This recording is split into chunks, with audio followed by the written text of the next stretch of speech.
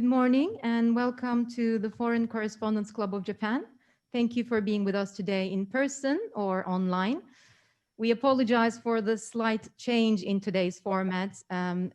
We were hoping to have our guest speaker in person, but she has to self-quarantine due to a confirmed COVID-19 case of one of her work colleagues. We wish her colleague a speedy recovery. My name is Ilgin Yorulmaz. I'm a freelance journalist and currently serve as the secretary of the FCCJ. I also volunteer as the co-chair of the newly established Diversity Committee at FCCJ. Our aim is to highlight issues of diversity and inclusion in Japanese society as seen from a foreign perspective. So we encourage everyone to come speak, debate, teach at FCCJ about diversity and inclusion. Today, we are delighted to have Ms. Tomomi Inada, LDP member of the House of Representatives, former defense minister, and only the second woman to hold this office. Well, we have just had an election where the new leader of the country was chosen, and I think this is a very good time for a very timely press briefing. Because as you may know, Inada-san does not mince her words when it comes to the issues of gender equality. She has been pushing her fellow conservative members of her own party for a more inclusive society, especially for women. Recently, Inada-san and 9 other female LDP members published a book of essays. They described how they wanted to change Japanese politics. In her essay, Inada-san spoke of the need for a conservative but diverse LDP and for making problems of single mothers a public policy priority. We have, as I said, recently had a change of guards in Japan's leadership, and we do not know if or when a snap election may happen, but Inada-san has long been giving signals of wanting to become Japan's first female prime minister. Today, she will describe the kind of LDP and the Japanese society she envisions and hopefully give us some insights on the new Suga cabinet. As usual, we will briefly listen to her comments before opening the floor to discussion and questions, both online and from the floor. Joining to me today is our Professional Activities Committee co-chair, David McNeil, and our wonderful interpreter, Mary Joyce. So Inada-san, dozo, please. ありがとうございます。Hello everyone, my name is Tomomi Inada and I'm a member of the House of Representatives. I am very honored to be able to speak with the Foreign Correspondents Association, which has a long history and tradition. And I am very excited to talk today about this topic, the success of female Diet members. Now that the LDP presidential election is over, a new prime minister has been selected and the new cabinet has been inaugurated. There are, however, only 2 female ministers in the new cabinet and no women in the top 4 LDP party roles. Why are there so few women in Japanese politics? What should we do to increase the number of female Diet members? Will the day ever come when a woman becomes prime minister? And why should we increase the number of female members in the first place? I'd like to talk about what will change in Japan by increasing the number of female members. My first point, why are there so few women in Japanese politics? In Japanese politics, there is still a perception that politics is a man's job, especially in regions where the LDP is said to be strong. That perception is very powerful. It is difficult for women to become official candidates in the LDP.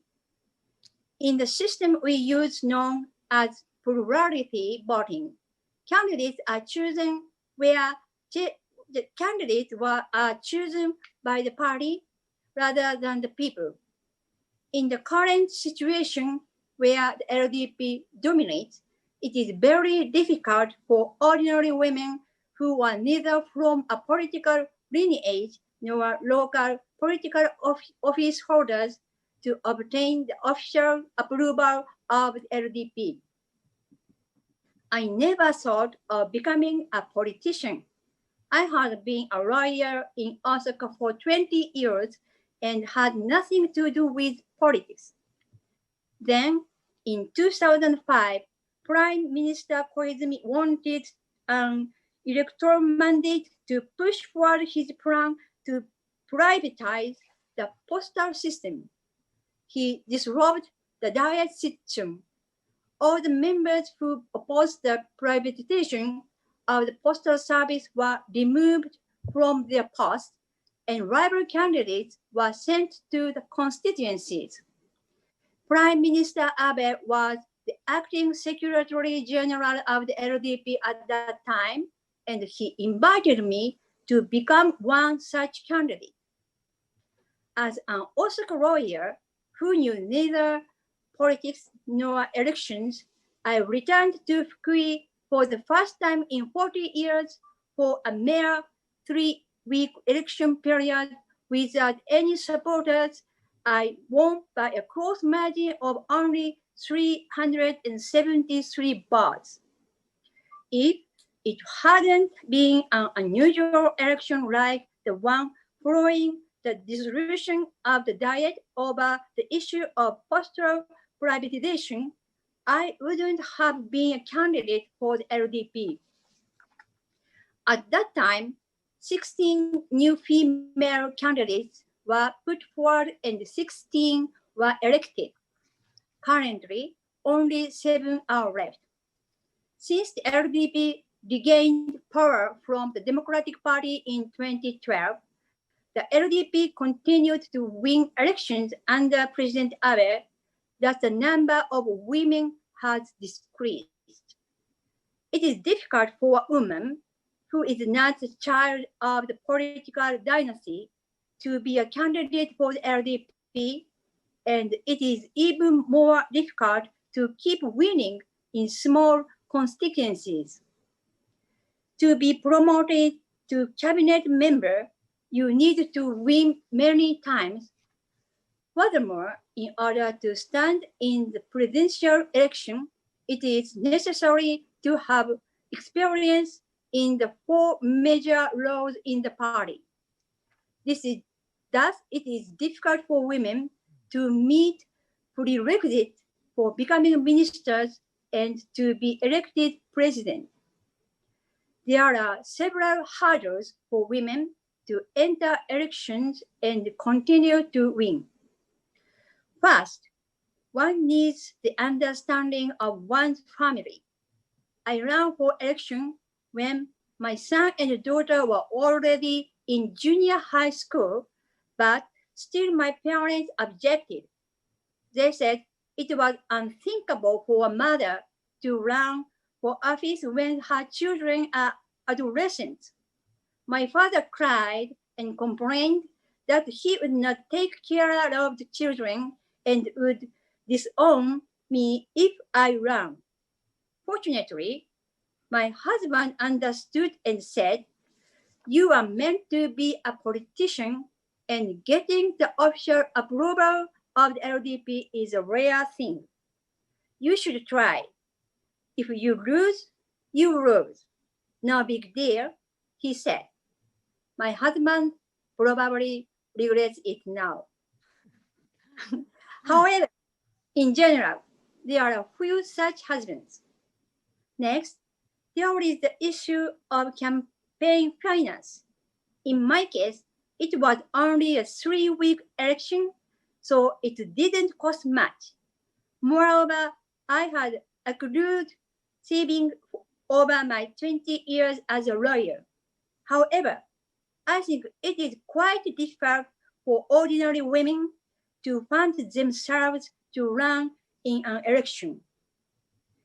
In order to continue to be elected, you need to build good relationships with local politicians, especially in areas where the LDP is strong.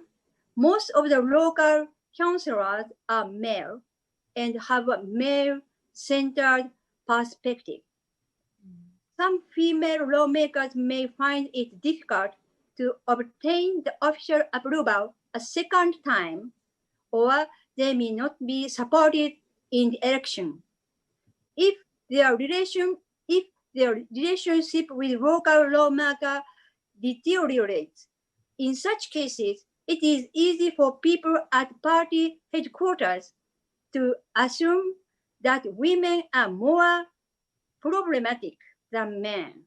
But I think local office holders feel they do not want to admit female members of parliament.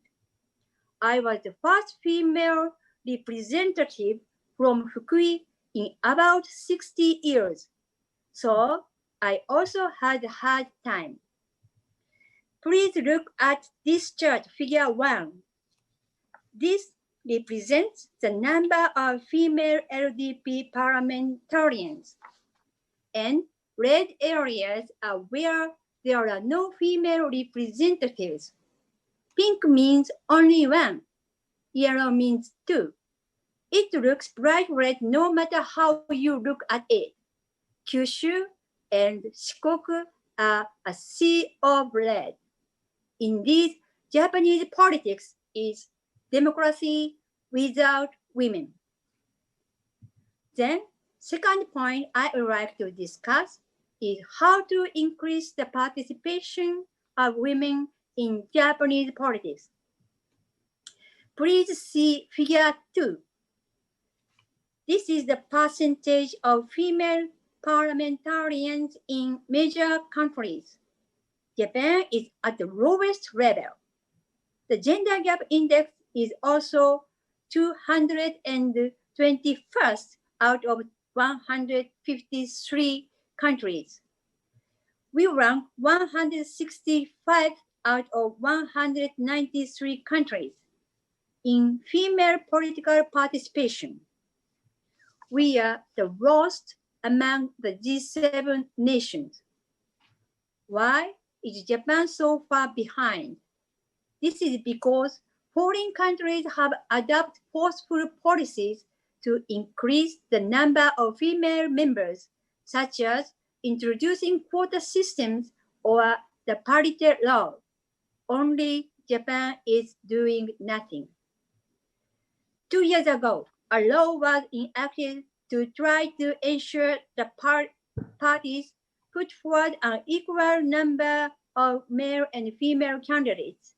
But the law is not very effective because it has no teeth.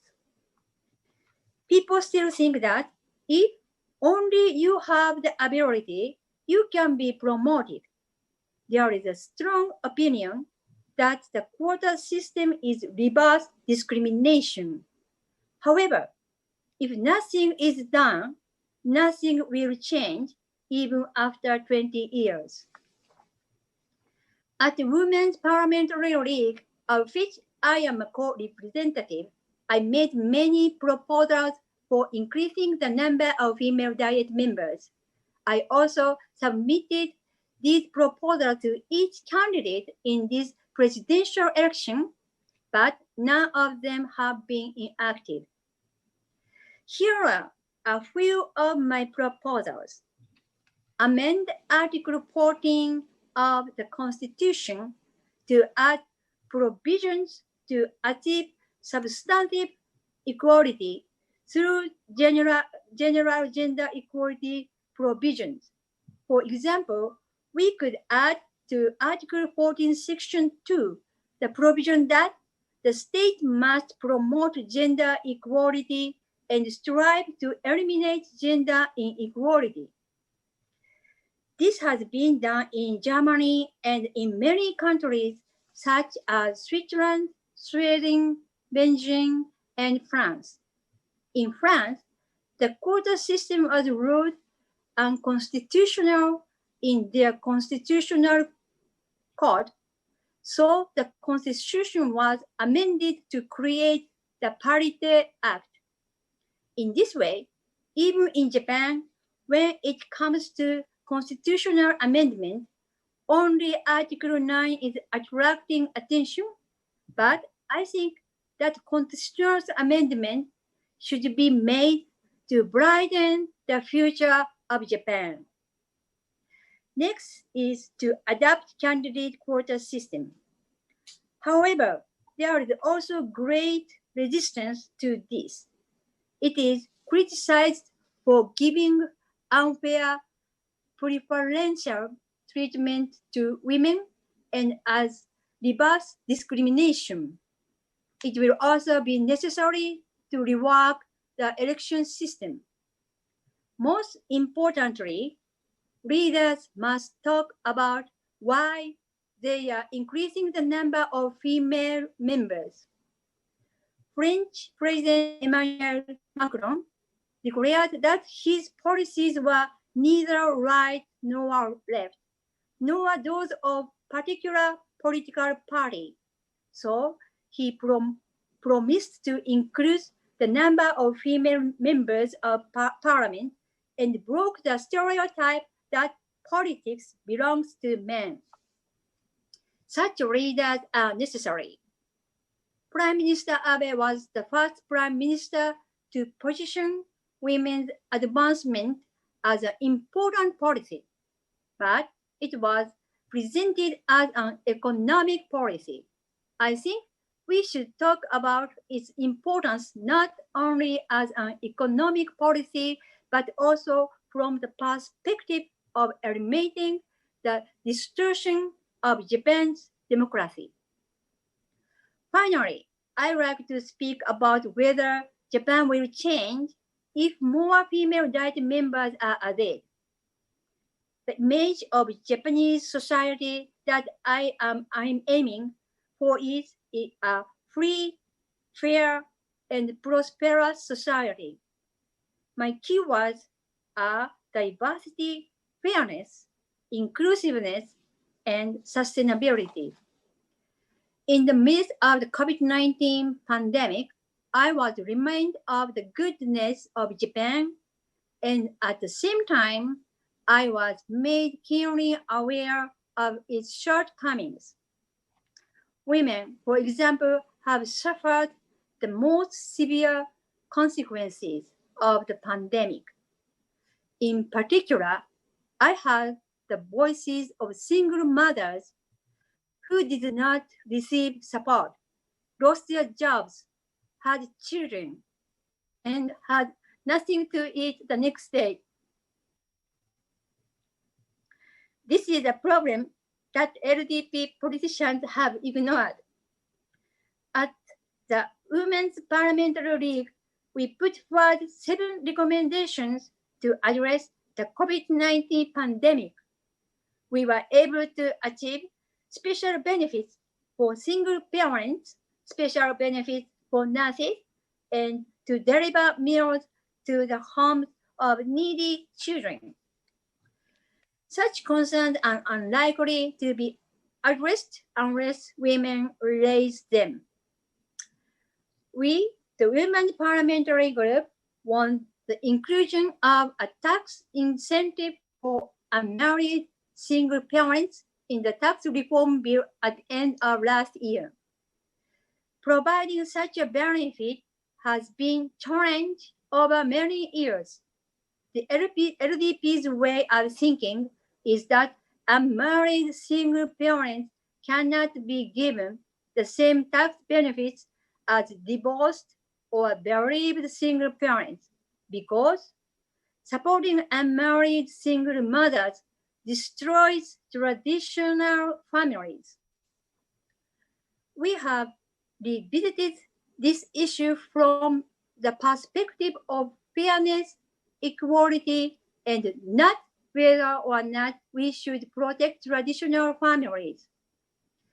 The Liberal Democratic Party has a stereotype that women who give birth to children without getting married are sloppy or career women who do not need help.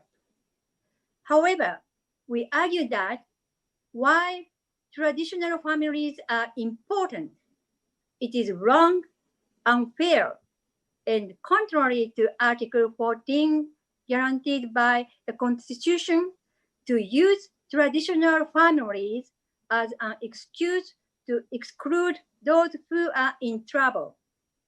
We were able to gather support from many male lawmakers as well and enact this policy. This was a breakthrough, and it was a successful experience that showed that even a small number of female lawmakers could produce results if they stood up and united. I was criticized by some who said, Ms. Inada has become liberal. She has changed. But I think real conservatives recognize diversity. I don't want to be a narrow-minded conservative. The issue of married couples maintaining different surnames is not even discussed in the LDP. It is true that the Supreme Court issued constitutional decision in 2015. But the Supreme Court also issued a message that the issue should be discussed in the Diet, and so it should. There was a New Year's party in my hometown of Fukui. I'm a woman, but most of the people listening to me were men. But when I went to the kitchen, the female supporters were doing the cooking. This is the landscape of LDP politics. I want to change this political landscape. I said to the male supporters, next year, I want you to put on apron and make ozoni in the kitchen. And I want a lot of women to listen to me in the front row. That would be so cool.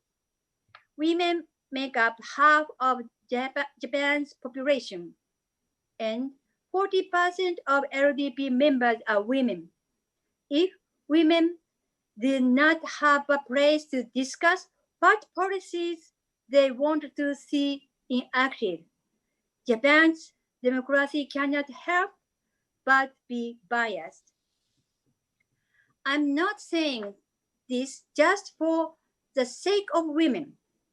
In order to enhance Japanese democracy and ensure Japan a bright future, I like to create a society in which women have more of a voice in politics. I like to realize such a free, democratic, and diverse political landscape that even in Japan, women aim to become prime ministers, and girls who see them aim to become politicians. Thank you very much. Thank you. Thank you, Inada-san, and thank you for those personal experiences as well. Your father's objection and your husband's support. And also, we join you, of course, in seeing more women in the front rows, either speaking or listening to you, and more men in the kitchen next year, as you said. And yeah, just to summarize basically what you have also mentioned, Japan does have only 10, I think, lawmakers in the lower house, women. That's the lowest in the industrialized world, as Inada-san mentioned. And also, if you look at the gender gap report, Japan is again, out of 190 countries, 121st among all countries. はい、ではこちらの方から次は質疑応答に入りますが、その前に稲田さんの先ほどのスピーチの中でいくつか重要なポイントを私の方でまとめさせていただきます。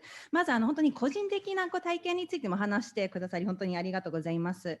旦那様またお父様の関係ですとか、どういうふうにご苦労されたという話は非常に貴重な話でした。私たちもぜひ来年は男性の皆さんがお雑煮を作り、女性の皆さんがしっかりと最前列で話を聞いているような未来を願っております。そして日本も稲田さんのお話の中にもあったように、ジェンダーガップでは190カ国の中で120カ国ですとか、本当にまだまだ女性の議員も少ないというような現状があります。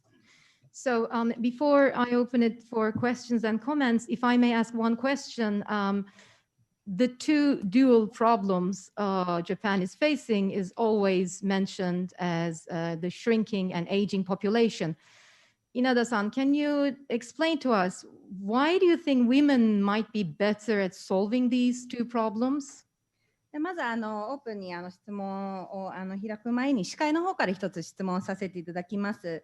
日本の抱えている課題の中ではやはり人口の減少、そして人口の高齢化という2つの問題がいつも挙げられるんですけれども、こういったような問題を女性の方が解決できるんだろう、女性の特にこの問題について解決できるような特徴などというものはございますでしょうか。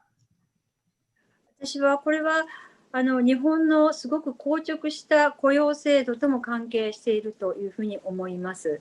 それは一度女性、昔かつて M 字カーブっていうのがあったんですけど、一度I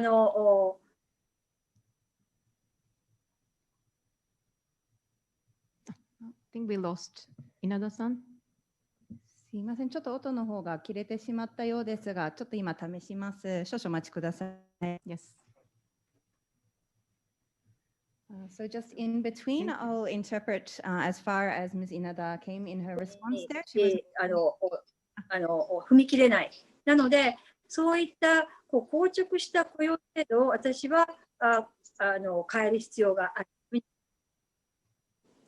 聞こえました？大丈夫ですか？今聞こえます。Now we can hear you, but can you just give us 1 second for Mary to interpret while we connect you also? Can you just give us... すいません、ちょっと方がちょっと取れてしまったようですが、とりあえず今までのちょっと英訳をさせていただいて、その間ちょっと音の確認をさせていただきます。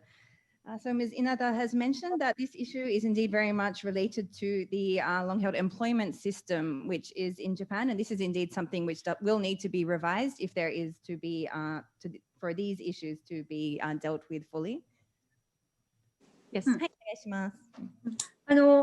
かつては M 字カーブと言われて、出産を機に、辞めてしばらくしてからまた働くということがありました。今は L 字カーブといって、一旦女性が出産して、仕事を辞めて、その後は非正規になってしまうという問題があります。そうしますと、若い頃からキャリアを積み重ねてきた女性にとってはですね、結婚して出産することで自分のキャリアが途切れてしまう。そのことに非常に不安を感じていると思います。なので、そういった硬直した雇用システム、日本型の雇用っていうものも変えていく必要があると思っています。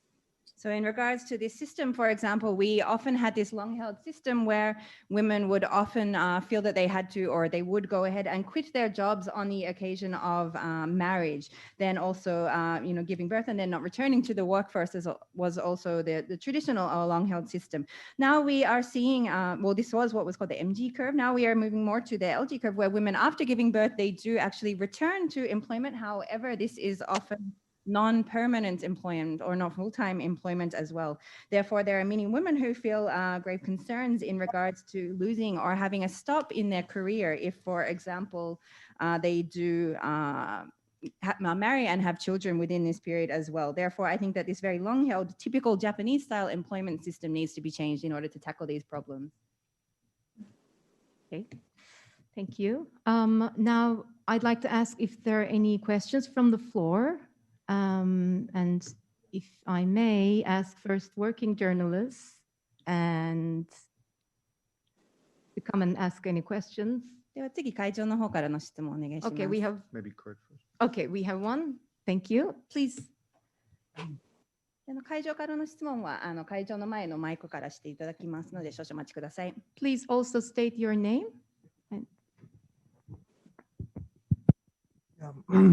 My name is Kurt Sieber. I'm an associate member. Thank you so much for a very enlightening speech. The key question which was raised was the shrinking of the population.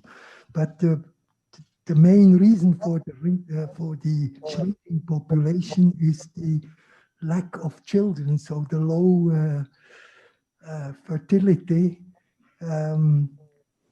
When I came to Japan, and that's a long time ago, that Japan had about 2.4 million children per year. We are now just about down to 1/3. So my question to you is, what is the most important thing for Japan to improve the number of childbirths? Thank you. 本日のスピーチありがとうございます。この中ではやはり人口の減少という問題が一つの鍵、キーワードになるかと思うんですけれども、これはやはり少子化の問題とも強く深く関わっているというふうに考えております。私自身が日本に最初に来たのがかなり昔なんですけれども、当時は毎年240万人も子どもが生まれていました。しかしそれが今3分の1ぐらいに減ってしまっているという現状があります。やはり日本の、今抱えているような問題にはやはりこの少子化の問題の解決というのは一つの重要なことだと思いますが、これを解決するにはまた日本の子どもを増やしていくにはどういうことが重要でしょうか。先ほどの質問とも関係しているかと思うんですけれども、やっぱり、たくさん子どもを作っていこうと思えば、出産と子育てと、そして女性が仕事をするっていうことが一緒にならないとできないと思います。例えば日本だと非常に男性の家事に携わる時間が少ないという問題があります。やはり男性は仕事で女性は家で子育てをするっていうことになると、すべて女性にしわ寄せがいきます。そういう意識を変えていくっていうことも重要なんじゃないかなと思ってます。雇用制度の改革と、あとは意識の改革です。I believe that this is very much connected to my response to the previous question as well. In order to create the kind of situation where women can feel comfortable and feel at ease about having many children, we need to look together at the issues of not only giving birth, but also raising children and also women in the workplace, women's work opportunities as well. Without looking at these different aspects together, it will not be possible to indeed resolve this issue. When we look at Japan, for example, there is a very extreme situation where the amount of time that men are said to be putting into housework is very, very small. There is still this very commonly held awareness that it is men that go outside to work and women who stay home and look after the household as well. This, of course, means that there is a very heavy burden which is placed on women. So I believe that as well as the reform of the employment system, which I referred to in the previous question, we also need a reform or a change in this kind of awareness as an important way to resolve. あと先ほどスピーチの中でも申し上げましたけど、日本は未婚で子どもを産む人に対して非常に厳しい目が向けられてきました。あとは、一人親家庭のですね、貧困率がOECD33 カ国中、33位という、本当に先進国では恥ずかしい状況になっています。一人親の家庭であっても、安心して子どもを育てていくことができる、そういう環境を整備するっていうことも重要だと思ってます。And I also referred to this point in my speech, but also looking at the various very difficult societal aspects for people who are having and raising children within Japan as well is a very important point. Particularly, I referred to the issue of single parents. If we look at the 33 OECD countries, Japan actually has the highest rate, meaning that it is the lowest, number 33, in terms of the poverty of single parents, the poverty rates for single parents as well. This is something, of course, which is extremely shameful for Japan as a country to be in this lowest position. Therefore, we need to also create the kind of environment in Japan where also single parents can be able to raise their children in an environment where they can feel at ease as well. Thank you. Yes, David. Inada-san, thank you so much for your insights. They were really fascinating. I have a couple of questions.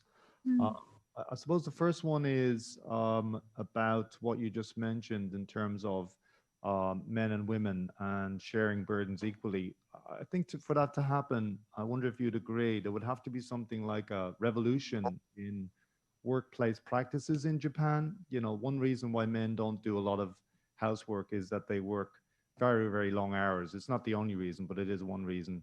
Men are just not present. And you would have to really cut working hours for men, and you would also, I assume, have to have much more flexible working practices for women to make any headway on these problems. So are you saying today that you would be prepared to fight the Keidanren and the whole sort of work structure in Japan to make those things happen? はい、私の方からいくつか質問させていただきたいんですが、まず一番最初はやはり先ほど男女のその負担をどういうふうに共有するのか、家事なども含めたことなんですけれども、やはりその意識、そしてその現実を変えていくためには個人的には必要だと思いますのは、日本の仕事、職場での習慣の改革、本当に革命というようなものが必要というふうに考えています。もちろんさまざまな理由はありますが、男性の家事の負担が少ないということは、やはり仕事は非常に長い時間している、そもそも家にいない不在であるというようなことが、日本の働き方とは深く関係しているのではないかというふうに考えています。なのでこの負担を本当に変えていくためには、やはりその男性の働き方、働いている時間、労働時間を変える、そして女性にとってもっとフレキシブルで働きやすいような環境を作ることが重要だと思います。しかしこのような働き方を本当に改革していくためには、やはり経団連を含めたような昔からあるような組織と戦う必要が出てくると思いますので、そのような戦いを稲田さんはする準備はあるのか、そしてこのような改革についてどういうふうにお考えなのかということを教えてください。全く同意見なんです。で、先ほどお話ししましたが、日本の雇用制度が私はとても日本の実は生産性を阻害をしていると思います。で、今回コロナがあったことは非常に不幸なことではありましたけれども、社会変革をする一つの大きなきっかけになるし、その大きなきっかけにしなきゃいけないと思います。特に今回コロナ禍において、とにかく朝電車に乗って夜まで遅くまで会社にいるっていうことが重要なのではなくて、どこにいても家にいても成果を出す、その成果を時間ではなくて成果で評価をされるようなそういうシステムを作るいいきっかけになって、それは女性が活躍できる非常に大きなポイントだと思います。安倍政権になって320万人の女性が働き出しましたけれども、でもその多くが非正規なんです。なので今の先ほども言いました硬直した働き方、または雇用における流動性のない働き方、もっと言うと終身雇用であったり年功序列であったり、すなわち伝統的家族を前提とした雇用システムを壊さない限りダメだと思います。ただ、今I'm so sorry, can we interpret at the time? Yes. Thank you. So yes, very much. I completely agree with your opinion. It's indeed very, very much the case, as you say. As I mentioned as well, the system of the employment system, I believe, is actually obstructing Japan's productivity at the moment. This system and the way of working at the moment is preventing Japan from becoming as productive as it could be. Well, of course, the COVID-19 pandemic is indeed a very unfortunate situation. At the same time, it is also providing the momentum for social reform and indeed showing how necessary this reform is at the same time as well. Within the COVID-19 pandemic situation, we are re-examining this system of, getting up very early, taking the train to go to the office and staying there until very late as the only way to work, the only way to be important, but rather to look at other ways of working to show whether you are able to work, for example, from home or even from somewhere else as well, and to shift to a new form of evaluation, which is not just based on the time which is spent at the office, shall we say, but which is a results-based evaluation system as well. So therefore, while it is indeed a very serious situation, it is also a very good opportunity to create these kinds of new systems in Japan. And this is something which can contribute significantly, which is a very important point to bringing more women into the workforce as well. Since the Abe administration came into place, 3.2 million more women have entered the workforce. However, many of these are actually in non-permanent positions. Therefore, as I mentioned as well, we need to have this reform of the Japanese long-held employment system, and also re-examine these aspects of the system which are not flexible or which lack mobility, we could say. These very traditional systems we have had, such as the lifetime employment, such as the promotions according to age, and also these kinds of systems which take as the precondition the traditional families system and so on in Japan, is something that we need to look at how to reform without necessarily actually destroying or changing these traditional family systems themselves.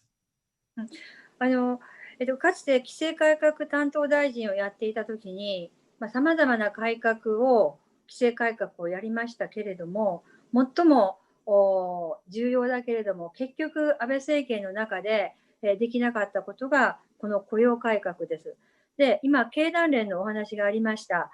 経団連の中にも、そういったことに非常に前向きな方も多くいらっしゃいますし、あと、表向きはそういった雇用改革ということをとても言われる方もいらっしゃるんです。ただ、今まだ経団連のトップが日本が高度経済成長している時の成功体験にとらわれていて、やっぱりその日本型の雇用システムが非常に正しいと思っている思い込みというか、まだそういう潜在意識があるので、そこを打ち壊していくのはとても大変ですが、でも日本経済をどうやってまた再生さすかといったら、ここしかないと思いますので、私は革命と言われましたけれども、そういったことに取り組んでいきたいと思っています。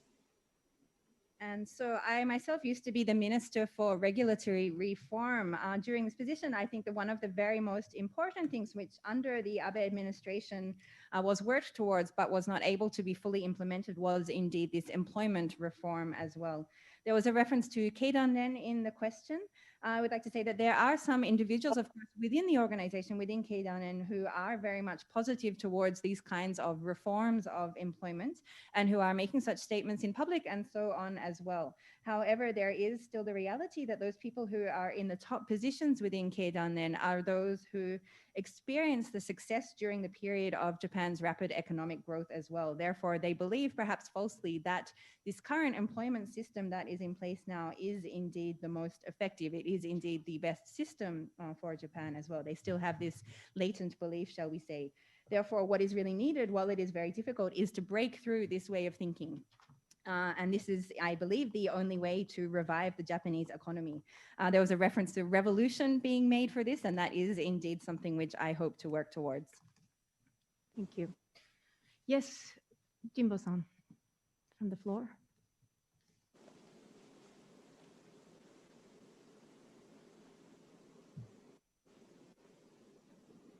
Thank you. 日本語で、質問します。稲田先生、どうもよろしくお願いします。ちょっと一番最初のところだけちょっといなかったもので、もしすでにお話しされてたらすいません。今度の菅政権のですね、女性の登用については、稲田先生はどのようにご覧になってますでしょうか。菅さんは本来無派閥なわけですけれども、それでも女性閣僚が2人にとどまった、というのは、どうして2人にとどまってしまったのか、その理由と、それからそれをどう評価されているか、それから、ついでですので日本でですね、女性の総理が誕生するまでにあとどれくらいかかると稲田さんは思われるか、またもしそうだとしたらば誰が一番最初になる可能性が高いと思われるか、よろしくお願いします。Hello, my name is Jimbo. I apologize. I missed the very beginning of the presentation, so I apologize if you have already covered this point. But first of all, I would like to ask something about the Suga administration, how you are viewing women in the senior positions within the new government. We, of course, only have 2 women in the new cabinet as well. So first of all, I would like to ask what you believe is the reason for this and how you evaluate this situation. And if I may, to continue on from that as well, I would like to ask how long you believe it will take for Japan to have its first female prime minister and who you believe is most likely to be that woman. Thank you. はい、ありがとうございます。菅さんは無派閥で、しかもずっと派閥を批判をされて無派閥でおられた方なんですけれども、今回の総裁選を見ますとですね、何かこう総裁選になった途端に、急激にこの派閥の力学っていうのが前面に出てきたなっていうことを非常に強く感じました。それがいいとか悪いとか言うつもりはありませんが、無派閥の菅さんにおいて、この派閥の力学のよる総裁選っていうのが非常に不思議な光景だなと私は思いました。そんな中でどうやったらいつになったらI'm sorry, Inada-san, can we again そこまで訳させていただきます。Thank you. So thank you very much for the question. First of all, Mr. Suga is someone who, of course, didn't belong to any particular faction. Indeed, he had been quite critical of the faction system within or for the previous time as well. However, when we look at the situation of the recent LDP presidential elections, the moment of the election began, it seems that this, the arithmetic and so on of the factions really came to the fore, and it really started to take this very prominent position there within his situation as well. I won't necessarily make an evaluation of whether this is indeed a good or a bad fact.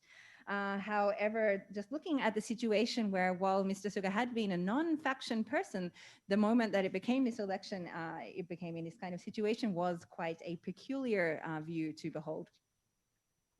今回の総裁選で、女性の議連から3候補に提言を実は出したんです。その一つがですね、女性の登用、閣僚もそうですし、党の役員にも登用してくださいっていうことが一つとですね、やっぱり選挙においても、比例の会でもいいから女性をたくさん次の衆議院選で乗せてほしいということが一つあります。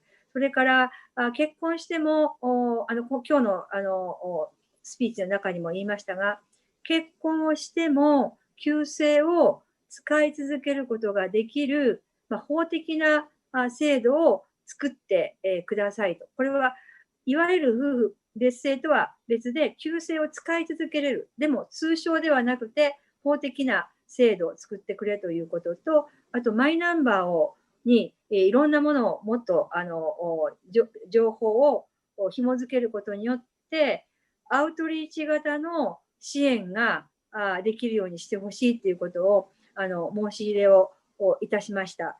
で、結果ですね、今回の閣僚が2人ということを見ますとですね、あまり響いていなかったんだなというふうに残念に思います。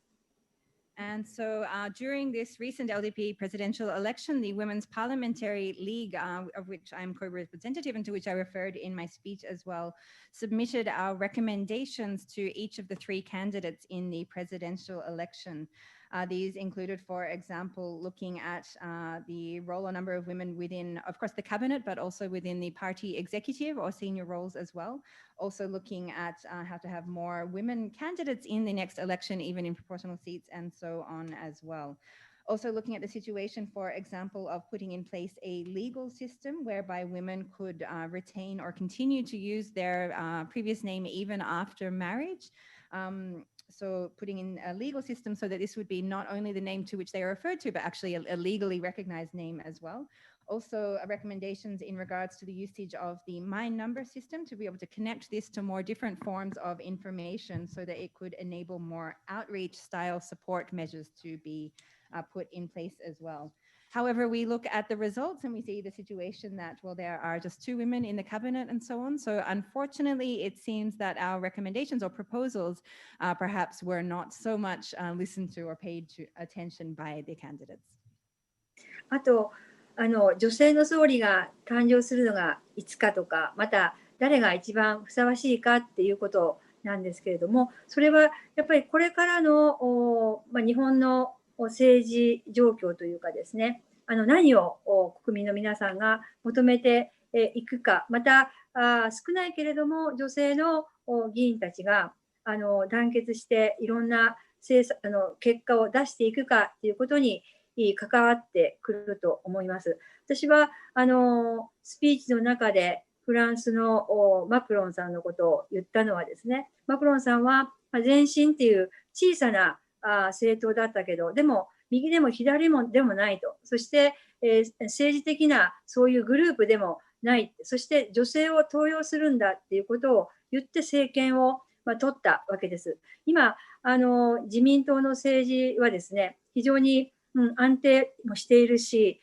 どちらかというと自民党一強という状況の中では、そういう危機感というか、日本の民主主義をもっと充実するとか、そういった危機感をまず自民党が持つところから、女性の総理への道が開いていくんじゃないのかなと感じてます。And in regards to the question about when and perhaps who would be the most suitable woman to be the first female prime minister of Japan, this is of course very much connected to the political environment of Japan, as we will see in the future as well, also to what the people of Japan will be seeking. I think that an important point here also is that while we may be few, but have women who are currently in the Diet as well, uniting and also having results, having some successes within the Diet as well, can also be a way to step forwards more in this direction. During my speech, I referred to the French President Macron and mentioned that while he is coming from a small party, the fact that he positioned himself as neither left nor right, nor from a particular political party, but rather stated the importance of increasing the number of female women of parliament, that was something which helped to bring him into power indeed, is a very important point. However, we look at the current state of the LDP. It's in a very stable situation, we could say. So I think that in order to make the change that will be necessary to truly open the path towards a female prime minister in the future, we need to look at how we can create that more sense of critical urgency, and to look at this sense within the LDP of the need to make Japan's democracy more substantial in this respect as well. Thank you. We have about 10 minutes left, and I know two people wanting to ask questions from the floor, and we have one or two questions online. So if you can please go ahead, Karin first, and David next. And I will ask one last question perhaps from online. Thank you. ラジオフランスの特派員西村と申します。フランス人ですけれども、稲田先生を聞いたら、やはり自民党に対するものすごい不満がありそうですが、離党することを考えたことはありますか？ Good afternoon. My name is Nishimura of Radio France. I myself am French. Listening to your speech, it seems that there are many things in which you are very dissatisfied with the LDP. Do you have any intention of leaving the party?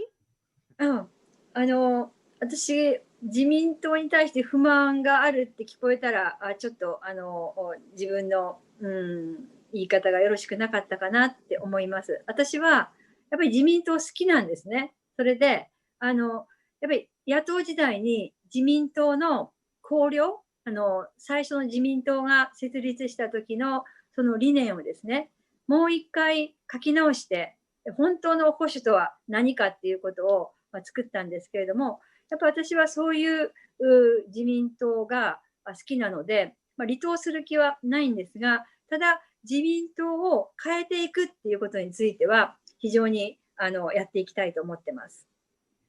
So if perhaps during my speech I made it sound like I am dissatisfied with the LDP, perhaps that was an issue with my own way of expression. I would like to, of course, state that I do very much, like the LDP. At the time when we were in opposition and we rewrote our manifesto, our principles, this was really a time when we reconsidered once again what the true conservatism really is and what the principles of the party are. And this is the LDP, which I do believe in, which I do myself like. Therefore, I have no intention at all of leaving the party. However, I do have intention and hope to change the party, to change the LDP from inside. Okay, so there's one question online, we know that you try to promote understanding of LGBT issues in your own conservative-leaning party. Motoko Rich from New York Times is asking, what ultimately makes you a conservative? Your views seem quite progressive, she comments. はい、次はオンラインの方から届いている質問になります。今も保守主義というような話があったと思うんですけれども、保守な自民党の中でも例えば LGBT の問題などいろいろと推進されているある意味でプログレッシブなような課題を自民党の中でもいろいろと取り組まれているということがあります。こちらニューヨークタイムズの元子リッチさんからの質問なんですけれども、どういうところが、稲田さんの考える保守主義、どういうところで、稲田さんご自身が保守主義の議員であるということをぜひお願いします。保守とは多様性を理解することであるとスピーチの中にも言いましたけれども、保守主義っていうのはやはり自分は間違えるかもしれないっていうすごく謙虚な姿勢だと思います。自分は間違えるかもしれないって思うからこそ人の話も聞くし、また人の生き方も認めるということです。私が政調会長の時にLGBT の特命委員会を作ったのもですね、やはりそういう本当に生きていく上での核として、どうしようもできない不可逆的な核としてその LGBT の問題、人権の問題として、捉えた時にですね、その人たちの気持ちとか、そしてその人たちが何か辛い、生きづらい、そしてどこかに閉じこもってしまうようなそういう生き方をしなきゃいけないような社会は変えて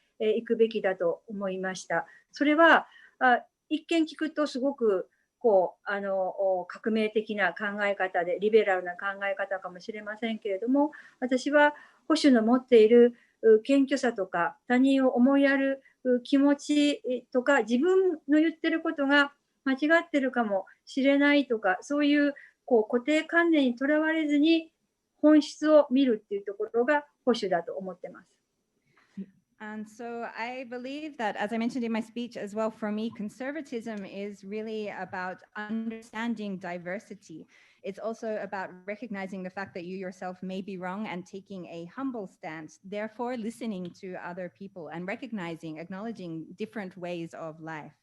When I was an executive within the party, that was when I established the committee also to look at the LGBT issues as well. And I really recognize this as a human rights situation. This is something about in the way of living or the way of existence, which is something, of course, non-changeable as well. Therefore, when you're able to really listen to the feelings or the situation of people who are in such situations and about the struggles they have, for example, living within a society, and also the different issues which force them to even feel like they have to hide or sort of be closed in a way as they're living within society as well. So therefore, looking at this as human rights issues.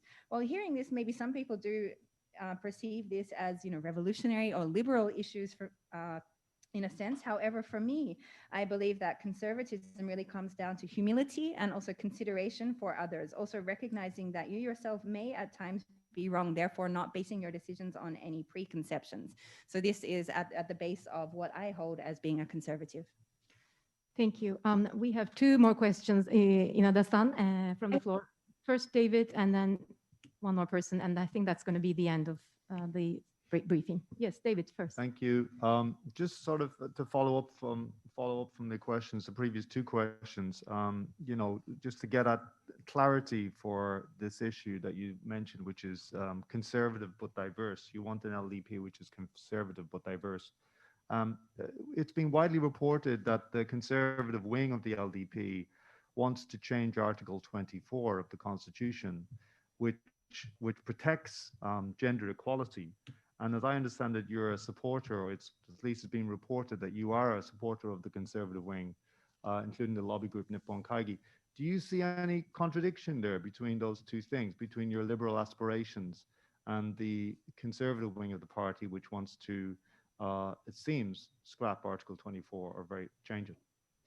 はい、これと関連する質問になりますが、一つぜひもう少し具体的に明確に教えていただきたいんですが、保守でありながら多様性を認めるということが大事だというようなお話があったと思うんですけれども、今自民党の中のいわゆる保守的な人たちがですね、憲法第24条を改正しようとしているという動きがあるというふうに報道されています。これはもちろん男女平等に関わることなんですけれども、この自民党の中の保守派の報道によりますと、稲田さんはその保守派を支持されている、そしてその中には日本会議なども含むというような話が報道されていますが、このような憲法改正を求めている自民党の中のところをサポートしているということには矛盾のようなことを感じることはありますでしょうか。まず最初の多様性、保守だけれども多様性を重視するっていうところは、私は保守だからこそ多様性を重視すべきだと思っていて、先ほどの未婚の一人親の時にそれが伝統的家族を崩壊するんだって言って反対した人たちは、私はすごく偏見だというふうに思っています。あと、日本会議との関係ですが、例えば憲法改正をするという大きな流れについては一致はしていますけれども、24条の改正、今、自民党の4項目の中に24条の改正っていうのは入っていません。で、それは野党時代に家族を尊重するっていうことを、憲法の中に入れようという動きがあったことは確かです。ただ、家族って言ったときに、じゃあその家族とは何か、伝統的家族とは何かの問題にまた戻ってですね、伝統的家族を理由に、なんていうか、いろんなトラブルに陥っている人を排除するとか、伝統的家族を守るために排除するっていうことは、私は保守ではないというふうに思ってますので、24条の中に家族の条項を入れるということは、私は考えてはいません。それと、あと、日本会議との関係は、はい。So first of all, I'd like to clarify that I believe that it is indeed because I am a conservative that I am in support of diversity. It is not recognizing diversity, although being conservative, I believe that it's the very fact or diversity itself is based upon its important part of conservatism as well. This is related to, of course, the issue I mentioned about single unmarried parents as well. And while there was opposition within the party to our proposals and our new steps towards this because of their fear of it destroying the so-called traditional family, I believe that this way of perspective is indeed something biased. There was a reference to Nippon Kaigi, and I would like to say that I am in agreement with the suggestions in regards to constitutional amendment. However, within the LDP's proposal, which includes the amendment of 4 clauses of the Constitution, this does not actually include Article 24 of the Constitution.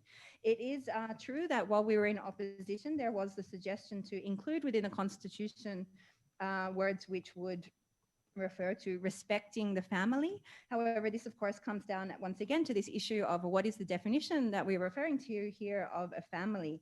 Is this only a traditional family that we are talking about? And I believe that this or looking at the kind of definition of family which would exclude those people who do not necessarily fall into the category of a traditional family, those who have experienced different troubles or difficult situations and so on, is indeed not a conservative position to be exclusive of such people as well.